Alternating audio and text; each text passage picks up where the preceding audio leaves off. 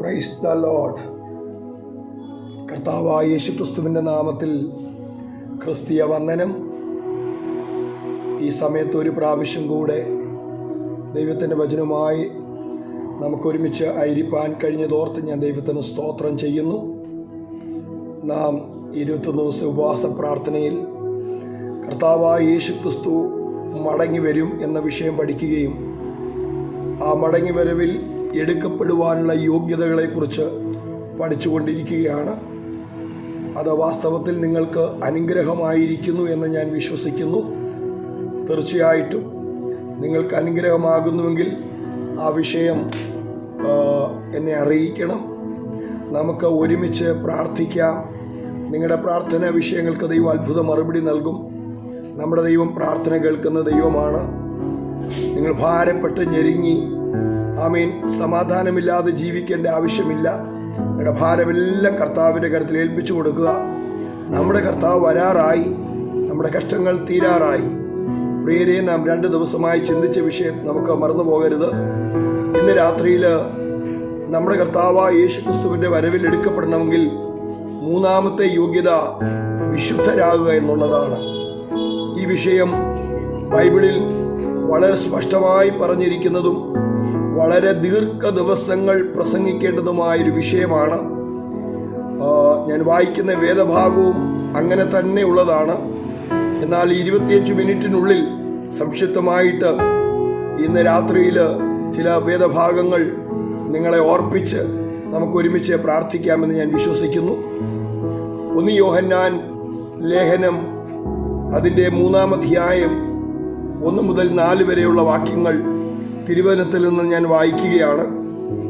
കാണുവീൻ, നാം ദൈവമക്കളെന്ന് വിളിക്കപ്പെടുവാൻ പിതാവ് നമുക്കെത്ര വലിയ സ്നേഹം നൽകിയിരിക്കുന്നു.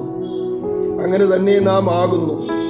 ലോകം അവനെ അറിഞ്ഞിട്ടില്ലായകൊണ്ട് നമ്മെയും അറിയുന്നില്ല. പ്രിയമുള്ളവരെ, നാം ഇപ്പോൾ ദൈവമക്കളാകുന്നു. നാം ഇന്നതാകുമെന്ന് ഇതുവരെ പ്രത്യക്ഷമായില്ല. അവൻ പ്രത്യക്ഷനാകുമ്പോൾ നാം അവനെ താൻ ഇരിക്കും പോലെ കാണുന്നതാകൊണ്ട് അവനോട് സദൃശന്മാരാകും എന്ന് നാം അറിയുന്നു.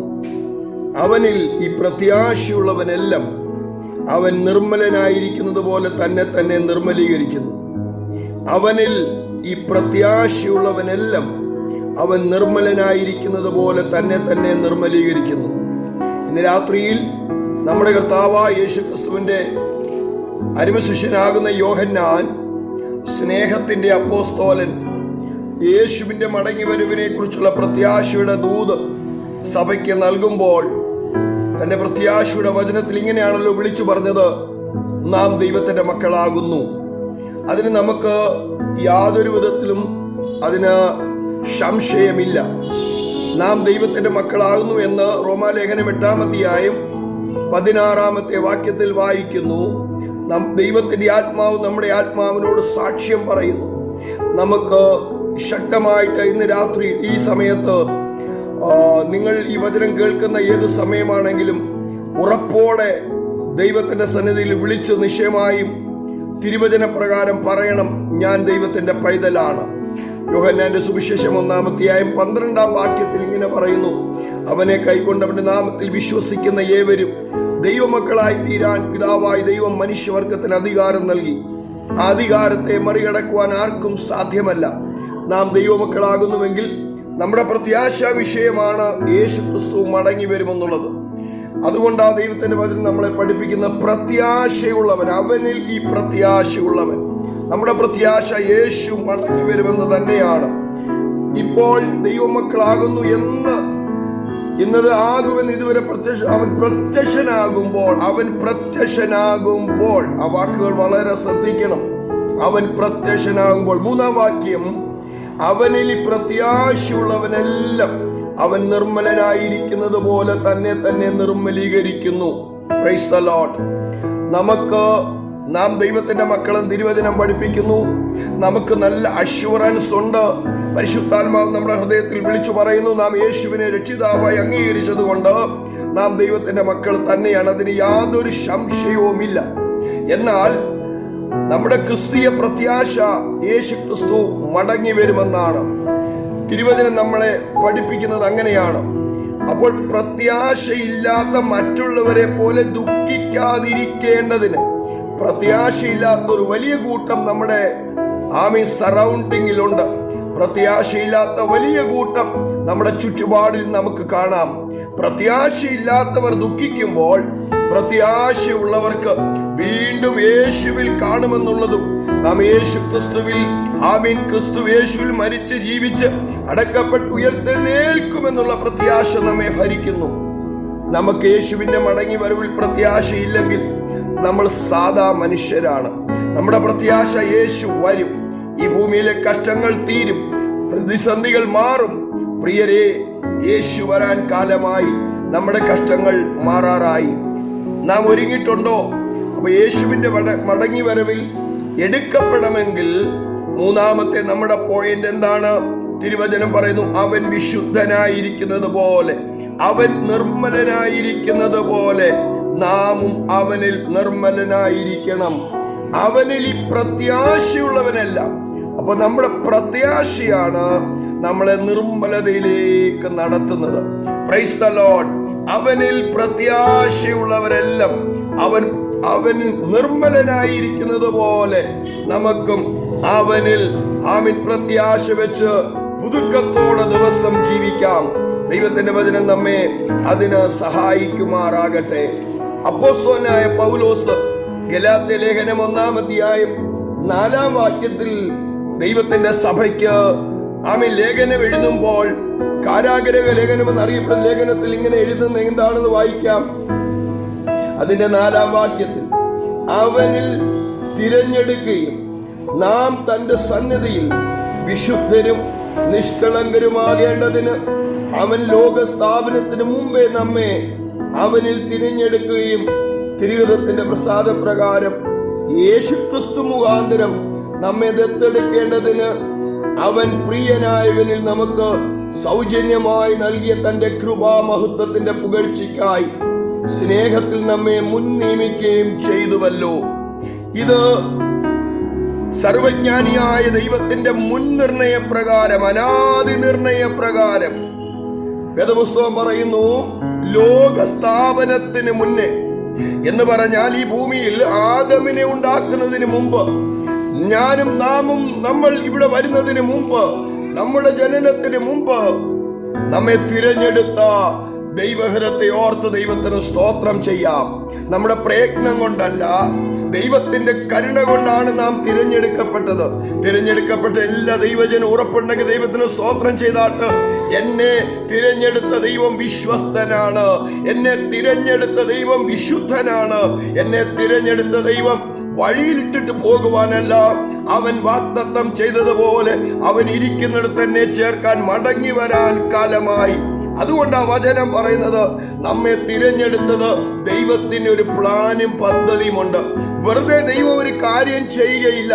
ദൈവത്തിന്റെ തിരഞ്ഞെടുപ്പിനെ കുറിച്ച് പറയുന്നത് ദൈവഹിതപ്രകാരം, ദൈവം തന്റെ ഹിതപ്രകാരം, തന്റെ പ്ലാനിലും പദ്ധതിയിലും കാലാകാലങ്ങളിൽ നമ്മെ തന്റെ ഹിതപ്രകാരം തിരഞ്ഞെടുത്ത് ഈ ഭൂമിയിൽ നശിച്ചു പോകുവാനല്ല, ഈ ഭൂമിക്ക് വളമായി തീരുവാനല്ല, നിത്യതയിൽ താൻ ഒരുക്കുന്ന ഭവനത്തിൽ തന്നോടുകൂടെ വസിക്കേണ്ടതിന് തിരഞ്ഞെടുത്ത് ദൈവഹിതമെന്നോർത്ത് ഇന്ന് രാത്രിയിൽ സ്തോത്രം ചെയ്താട്ട് ദൈവത്തിന് സ്തോത്രം. അപ്പോൾ ദൈവത്തിന്റെ തിരഞ്ഞെടുപ്പും തിരുഹിതവും അത് ദൈവിക മുൻനിർണയ പ്രകാരമുള്ള വിഷയമാണ്. ആ വിഷയം ദൈവത്തിന്റെ കാര്യത്തിൽ ഏൽപ്പിച്ചു കൊടുക്കാം. അവൻ നമ്മെ തിരഞ്ഞെടുത്തത് കൊണ്ട് സ്തോത്രം ചെയ്യാം. അവൻ സകല മനുഷ്യവർഗത്തെയും വിളിക്കുക, തിരഞ്ഞെടുക്കപ്പെട്ടവരെയും തിരഞ്ഞെടുത്ത് തന്നോട് അടുപ്പിച്ചുകൊണ്ടിരിക്കുന്ന ഈ കാലഘട്ടത്തിൽ, പ്രിയനേ, നിന്റെ തിരഞ്ഞെടുപ്പും നിന്റെ വിളിയും ഉറപ്പാക്കുക. ദൈവം നിന്നെ തിരഞ്ഞെടുത്തത് ഈ ഭൂമിയിൽ എന്തെങ്കിലും സ്ഥാപിച്ച ഏതെങ്കിലും വിഷയത്തിൽ തകർന്നടിഞ്ഞ് നീ ഇവിടെ നശിച്ചു പോകുവാനല്ല, നിത്യതയിൽ കൊണ്ടെത്തിക്കുവാനാണ് ദൈവിക ഹിതപ്രകാരം താൻ നമ്മെ തിരഞ്ഞെടുത്തത്. പിതാവാകുന്ന ദൈവം തന്റെ പുത്രനിൽ കൂടെ നമ്മെ തിരഞ്ഞെടുത്തത് സഭ എന്ന വിഷയം എഫെസ്യ ലേഖനത്തിന്റെ വിഷയമാണ്. 5-ാം അധ്യായം 24, 25, 26 വാക്യങ്ങളിൽ സഭയെ ദൈവം, നമ്മുടെ കർത്താവായ യേശുക്രിസ്തു തനിക്ക് തന്നെ മുൻനിർത്തേണ്ടതിന്, തേജസ്സോടെ നിർത്തേണ്ടതിന്, കറയും കളങ്കമൊന്നുമില്ലാതെ മുൻനിർത്തേണ്ടതിന് തനിക്കായി നമുക്കായി ഏൽപ്പിച്ചു തന്നുവെന്ന്, സഭയ്ക്കായി ഏൽപ്പിച്ചു തന്നുവെന്ന് വചനത്തിൽ വായിക്കുന്നു. അതൊരു വലിയ വിഷയമാണ്. സഭ എന്നത്, എക്ലീഷ്യ, സഭ എന്നത് അന്ധകാരത്തിൽ നിന്നും അത്ഭുത പ്രകാശത്തിലേക്ക് തിരഞ്ഞെടുക്കപ്പെട്ടൊരു കൂട്ടത്തെ ആ സഭ എന്ന് വേദപുസ്തകം പറയുന്നത്. സഭ എന്ന് പറയുന്നത് ഈ ഭൂമിയിൽ ഏതെങ്കിലും ലേബലിൽ അറിയപ്പെടുന്ന സംഘടനയോ ലേബൽ അറിയപ്പെടുന്ന സംഘടന സമുദായമോ അല്ല സഭ. സഭ യേശുക്രിസ്തുവിന്റെ രക്തത്താൽ വീണ്ടെടുക്കപ്പെട്ട യേശുവിന്റെ രക്തത്തിൽ വിലയ്ക്ക് വാങ്ങിയ, തനിക്ക് വേണ്ടി വേർതിരിച്ചിരിക്കുന്ന ദൈവജനത്തിന്റെ കൂട്ടത്തെ ആ സഭ എന്ന് പറയുന്നത്. ഏതെങ്കിലും ലേബലുള്ള മനുഷ്യരെയോ ഏതെങ്കിലും പേരിൽ അറിയപ്പെടും ഞങ്ങൾ മാത്രമേ വിശുദ്ധരെന്ന് പറയുന്ന ആ കൂട്ടരെ മാത്രം ചേർക്കുവാൻ യേശു മടങ്ങി വരുമെന്ന് തിരുവചനം പഠിപ്പിക്കുന്നില്ല. കാരണം സഭ തനിക്കായി കാത്തു നിൽക്കുന്ന വിശുദ്ധന്മാരെ ചേർക്കുവാൻ യേശു മധ്യാകാശത്തിൽ വരുമെന്ന വചനം പഠിപ്പിക്കുന്നത്. തിരുവചനം പറയുന്നു, തനിക്ക് വേണ്ടി കാത്തു നിൽക്കുന്ന വിശുദ്ധന്മാരെ ചേർക്കുവാൻ. യേശുക്രിസ്തുവിനായി വേർതിരിക്കപ്പെട്ടതും അന്ധകാരത്തിൽ നിന്നും അത്ഭുത പ്രകാശത്തിലേക്കും കൃപയാൽ പാപത്തിന്റെ ചതിയിൽ നിന്ന് രക്ഷയുടെ സ്നേഹത്തിലേക്ക് രക്ഷകൻ വിളിച്ചു വേർതിരിച്ച് തനിക്കായി വേർതിരിച്ചിരിക്കുന്ന ദൈവജനമേ, ഈ ഭൂമിയിൽ തല്ലുകൂടി ലേബലിന്റെ പേരിൽ അടിയുണ്ടാക്കി നിന്റെ നിത്യത നഷ്ടപ്പെടുത്തരുത്. നിന്നെ വിളിച്ച ദൈവം വിശ്വസ്തനാണ്, അവനത് നിവർത്തിക്കും. അവനിതാ മടങ്ങി വരുന്നു, മേഘാരൂഢനായി മടങ്ങി വരാൻ പോകുന്നു. അതുകൊണ്ട് ഇന്ന് രാത്രിയിൽ നീ ഒരുങ്ങിയിട്ടുണ്ടോ? സഭയുടെ പേരിൽ തല്ലും വഴക്കും കൂടി ഇവിടെ നിന്റെ നിത്യത നഷ്ടപ്പെടുത്തരുതേ. സഭ എന്തെന്ന് തിരുവചനം പറയുന്നു. യേശു തന്റെ ശരീരമാകുന്ന സഭയ്ക്ക് വേണ്ടി തന്നെത്താൻ ഏൽപ്പിച്ചു കൊടുത്തു. അവൻ ശരീരമാകുന്ന സഭയുടെ ശിരസ്സാണ്. ഈ ഹെഡ് പോസ്റ്റ് സഭയിൽ ആർക്കും ദൈവം കൊടുത്തിട്ടില്ല.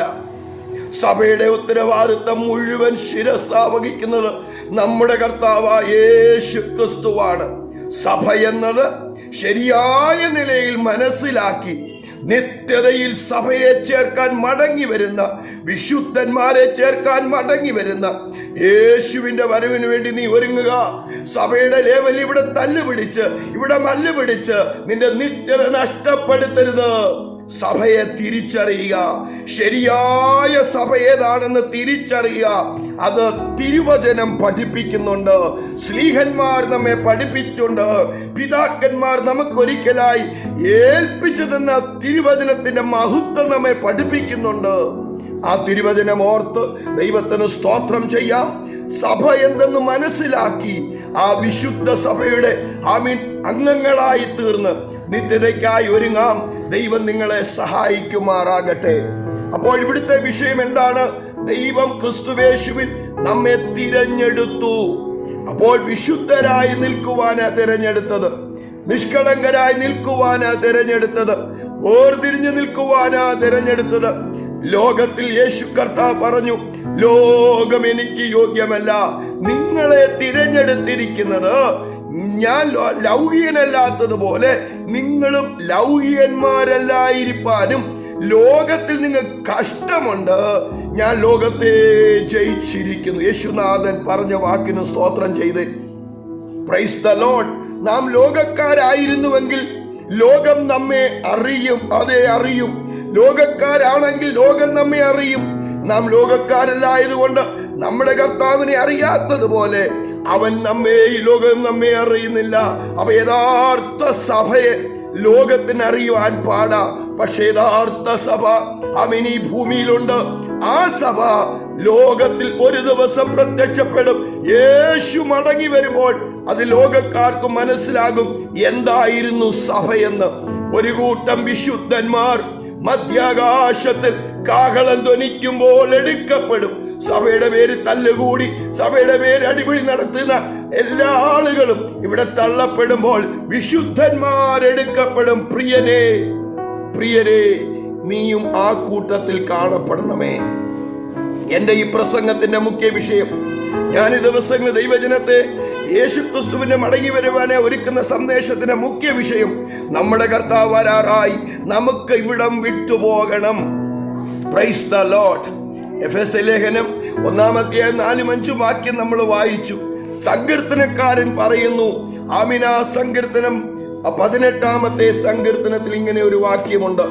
സങ്കീർത്തനക്കാരൻ 18-ാം സങ്കീർത്തനം അതിന്റെ 26-ാമത്തെ വാക്യത്തിൽ സങ്കീർത്തനക്കാരൻ ഈ വിഷയത്തെ കുറിച്ച് ഒന്ന് വിളിച്ചു പറയുന്ന ഒരു വാക്യമുണ്ട്. എന്താണ് സങ്കീർത്തനക്കാരൻ പറയുന്നത്? 26-ാം വാക്യം, നിർമ്മലനോട് നീ നിർമ്മലനാകുന്നു, വക്രനോട് നീ വക്രത കാണിക്കുന്നു. അപ്പോൾ നിർമ്മലനോട് നീ നിർമ്മലനാകുന്നു. വക്രതയുള്ളവനെ, കോട്ടവുമുള്ളവനെ ചേർക്കുവാനല്ല യേശു മടങ്ങി വരാൻ പോകുന്നത്. യേശു മടങ്ങി വരാൻ പോകുന്നത് വിശുദ്ധന്മാരെ ചേർക്കുവാനാണ്. പ്രിയരെ, വക്രതയും കോട്ടയുമുള്ള തലമുറയിൽ നിന്ന് വേർപെട്ട് ദൈവിക വിശുദ്ധിയുടെ പ്രമാണത്തെ മുറുകെ പിടിച്ച് ജീവിക്കാം. ദൈവം നിങ്ങളെ സഹായിക്കുമാറാകട്ടെ. അടുത്ത വാക്യം നമ്മൾ വായിക്കുന്നത് 2 കൊരിന്ത്യർ ലേഖനം 7-ാം അധ്യായത്തിൽ വിശുദ്ധ പൗലോസ്ലീഹ സഭയ്ക്ക് ലേഖനം എഴുതുമ്പോൾ എന്താണ് അവിടെ എഴുതിയിരിക്കുന്നത് എന്ന് നമുക്ക് നോക്കാം. 2 കൊരിന്ത്യർ 7-ാം അധ്യായം അതിന്റെ 1-ാമത്തെ വാക്യം നാം ആ ഭാഗത്ത് ഇങ്ങനെ വായിക്കുന്നു. പ്രിയമുള്ളവരെ, ഈ വാഗ്ദത്തങ്ങൾ നമുക്കുള്ളത് കൊണ്ട് ജഡത്തിലെയും ആത്മാവിലെയും സകല കന്മഷവും നീക്കി നമ്മെ തന്നെ വെടിപ്പാക്കി ദൈവഭയത്തിൽ വിശുദ്ധിയെ തികച്ചുകൊള്ളുക. അപ്പൊ ഇവിടെ വിശുദ്ധിയെ തികയ്ക്കുന്ന വിശുദ്ധന്മാരെ എന്നൊരു സംബോധനയുണ്ട്. Price the Lord. അപ്പൊ എല്ലാവരെയും യേശു ചേർക്കാൻ വരുന്നില്ല, എല്ലാവരെയും യേശു ചേർക്കാൻ മടങ്ങി വരുന്നില്ല. വിശുദ്ധന്മാര് പണ്ട് ആത്മനിറവിൽ ഇങ്ങനെ പാടിയിട്ടുണ്ടല്ലോ, വിശുദ്ധിയെ തികച്ചു നാം ഒരുങ്ങി നിൽക്കാം. വിശുദ്ധന്മാർ ആത്മാവിൽ അത് പാടി ഏറെ നേരം ആരാധിച്ചിട്ടുണ്ട്. ഇന്നതൊക്കെ മാറിയിട്ട് ലോകത്തിൻ എന്തെങ്കിലും ആയി തീർന്ന് ലോകത്തിന്റെ പ്രസിദ്ധി നേടി ലോകത്തിൽ പറ്റിപ്പിടിച്ചിരിക്കണം. സ്വർഗത്തിലെ നന്മയെ കുറിച്ചുള്ള ആ വെളിപ്പാടിൽ നിന്ന് മനുഷ്യനകന്ന് ലോക ജീവിതത്തിൽ പറ്റിപ്പിടിച്ചിരിക്കുന്ന ഒരു സഭയിലേക്കും അല്ലെങ്കിൽ ഒരു സമൂഹത്തിലേക്കും നമ്മൾ ആയിരിക്കുകയാണ്.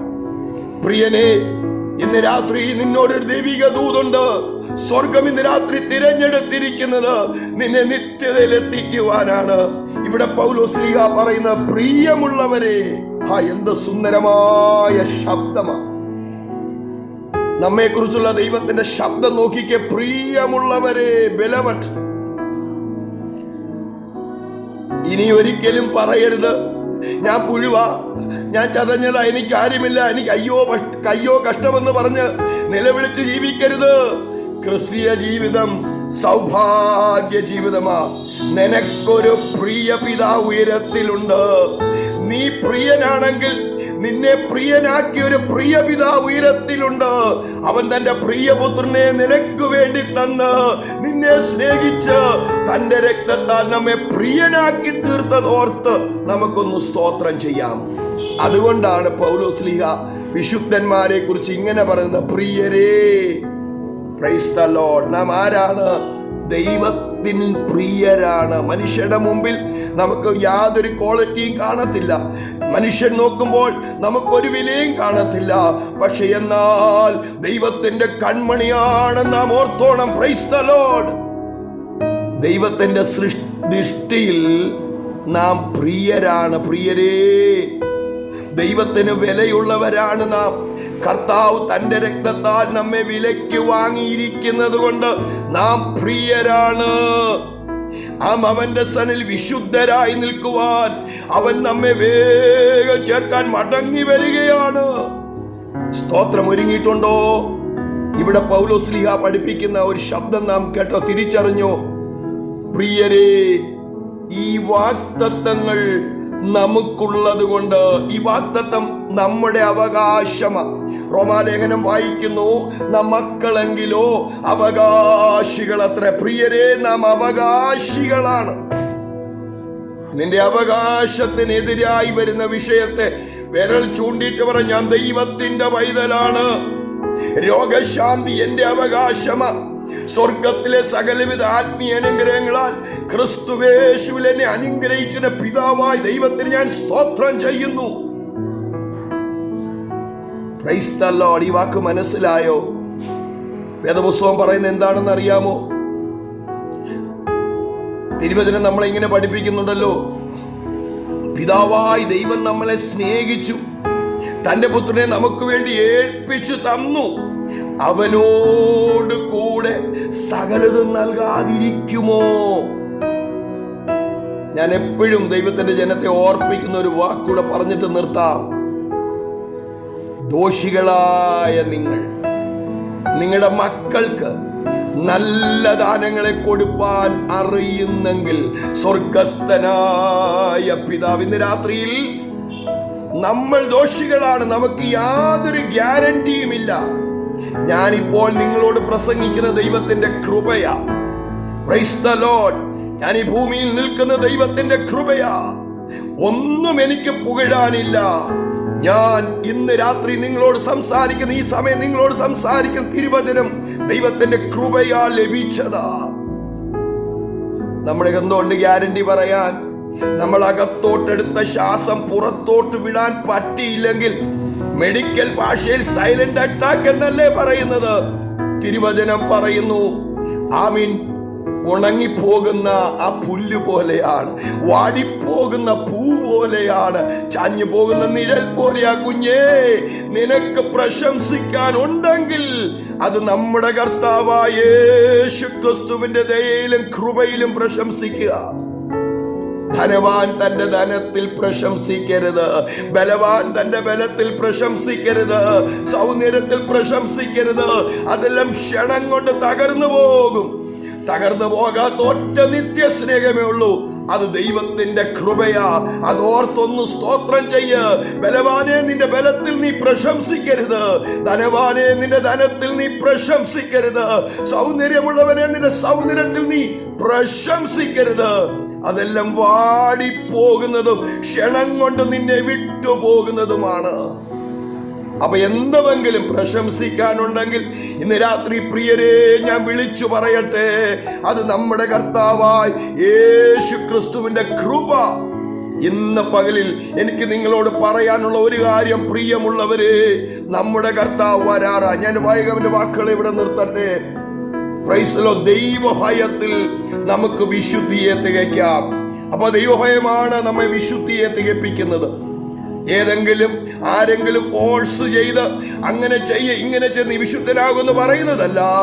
ദൈവത്തോടുള്ള സ്നേഹമുള്ള ഭയം നമ്മുടെ ഹൃദയങ്ങളിൽ വ്യാപരിക്കുന്നെങ്കിൽ അവൻ വിശുദ്ധനായതുപോലെ നമുക്കും വിശുദ്ധനായി തീരാൻ കഴിയും. ഇത് ഭാരമുള്ളൊരു വിഷയമൊന്നുമല്ല. ദൈവിക വിശുദ്ധി എന്ന് പറയുന്നത് 1 മണിക്കൂർ കൊണ്ടോ 20 മിനിറ്റ് കൊണ്ടോ പ്രസംഗിക്കുന്ന വിഷയമല്ല. ദീർഘ ദിവസങ്ങൾ പ്രസംഗിച്ചാലും തീരാത്തൊരു വിഷയമാണ്. പ്രിയനെ, അവന്റെ മടങ്ങി വരവ് ആസന്നമായി. ലോക സംഭവങ്ങൾ അത് വിളിച്ചു പറയുന്നല്ലോ. ഞാൻ എന്താണ് ഈ വിഷയ ദിവസങ്ങളിൽ പഠിപ്പിക്കുന്നത്? എന്റെ ഒറ്റ ആഗ്രഹമുള്ളൂ, എന്നെ ശ്രവിക്കുന്ന ദൈവജനം കർത്താവിന്റെ വരവിന് വേണ്ടി ഒരുങ്ങണം. നിങ്ങൾ ദൈവനാമത്തിൽ ഞാൻ നിങ്ങളോട് അപേക്ഷിക്കുന്നത്, നിങ്ങൾക്ക് ഈ വിഷയം ഇഷ്ടമായെങ്കിൽ, നിങ്ങൾക്കിത് ഉപകാരമായെങ്കിൽ എന്നെ ഇത് അറിയിക്കണം. ഞാൻ അധികം ഈ ദിവസങ്ങളിൽ ഈ വചനങ്ങൾ അത് കണ്ടിന്യൂ ആയി നിങ്ങളെ ഈ വചനം സബ്ജക്റ്റ് പഠിപ്പിക്കുവാൻ, അല്ലെങ്കിൽ ദൈവം എന്നെ ഏൽപ്പിച്ച സന്ദേശം ലോകത്തോട് വിളിച്ചു പറയുവാൻ ഞാൻ ആഗ്രഹിക്കുകയാണ്. നിങ്ങളുടെ അഭിപ്രായങ്ങളും നിങ്ങളുടെ പ്രാർത്ഥനാ വിഷയങ്ങളും ഞങ്ങളെ അറിയിക്കുക. ഞങ്ങൾ നിങ്ങൾക്ക് വേണ്ടി പ്രാർത്ഥിക്കും. May God bless you.